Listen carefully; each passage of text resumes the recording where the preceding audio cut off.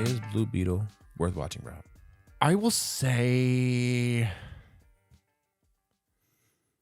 that this is not pad thai for me. Ooh, Rob is saying. This is not pad thai at all. Now, having said that, I think it's worth watching if you're into the superhero genre. One. Mm-hmm. Number two, you have Spanish heritage in your family. I think it's worth watching for that. I think if you're a fan of the Blue Beetle character, you probably already saw this movie. I had no idea who Blue Beetle was. I like Blue Beetle. The extent of my DC knowledge is Batman and his side of things. If you don't care and you're just a casual movie viewer of superhero movies, I think it's a skip. Personally, I will say it's worth watching. Okay. Nah, I thought it was worth watching. I liked it. Oh, side note, if you're just joining us at this point, Tony and I are in costumes this week because it's Halloween. Yeah. If you're seeing this far removed from now, and you're like, why the fuck are these two idiots looking like this? That's why. Yeah. Because Halloween's right around the corner. And true that. We're not just crazy. Anyway. Yeah. You were saying. I thought it was worth watching. We discussed the whole podcast about things we would have changed and how it could have been better, and mainly story things. Yes. My only issue with it was I wanted more Blue Beetle.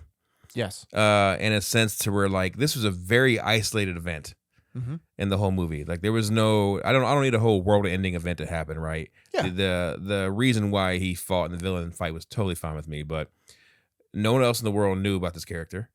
Like he wasn't, and like even after he flew to the fucking whatever, chopped the bus in half. No newscast, no nothing, right? Right. He didn't save any he could have saved the woman doing anything, right? Stop the bank robbery, some cliche bullshit, right? Just some civilian superhero type shit happened. Yes. Doesn't need to be part of anything at all besides he's just doing something, right? Totally agree. And him like a little bit more of him learning the suit. Yes. Right. And that could have been done by saving random civilians, doing whatever. Like he could have been flying around, saw something. Oh shit, I'm gonna help that person. And he's arguing with Kaji about what to do.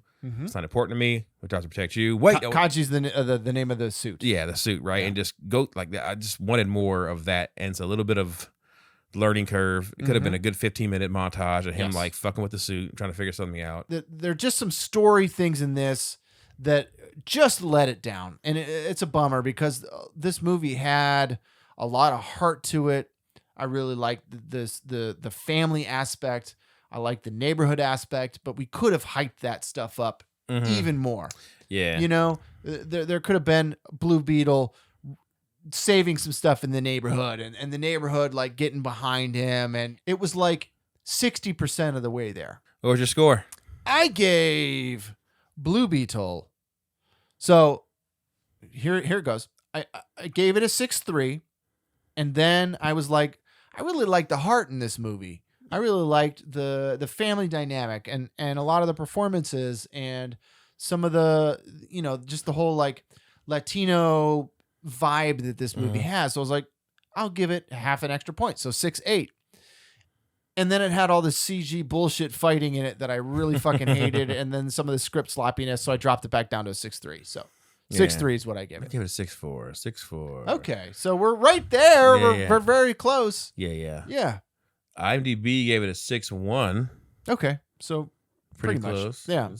So I don't see why this was a dud. I think it's just a victim of nobody knows who the fuck Blue Beetle is. Yeah. Right? Everybody's going to see The Flash, and The Flash was helped out a lot by Michael Keaton being Batman and that shit. And it still was a dud. And it still failed, right? So I knew when I saw this movie come out, I was like, this thing doesn't have a chance.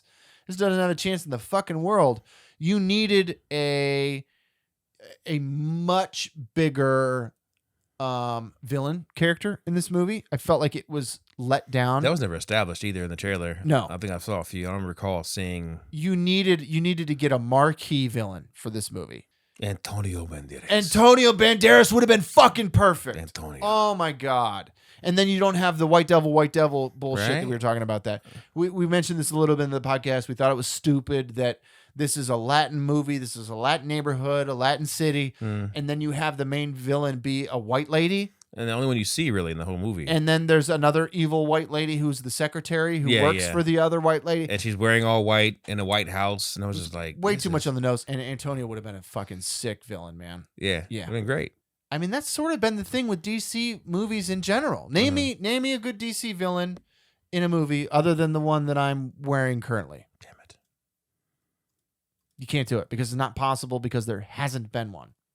What are you talking about? Superman was great. Martha. Oh, shit. Our moms have the same name? Your mom's Martha and my mom's Martha. I can't. I think that's just it. It's just a really sick villain would have upped this movie a great deal. You wouldn't kill the son of Martha, would you? Yeah. So anyway, there it is. Well, Rotten Tomatoes. What did Rotten Tomatoes give this movie? The critics gave it a 78%.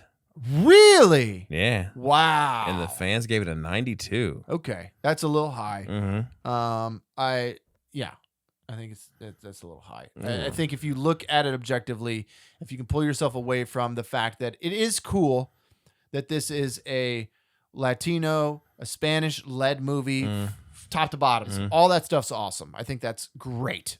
We need more diversity in mainstream media in general. So I think that's great. But if you can separate yourself from that and look at this movie objectively, it's a 6. Yeah. For full episodes, find us on your favorite podcast provider. Check us out on flicksworthwatching.com.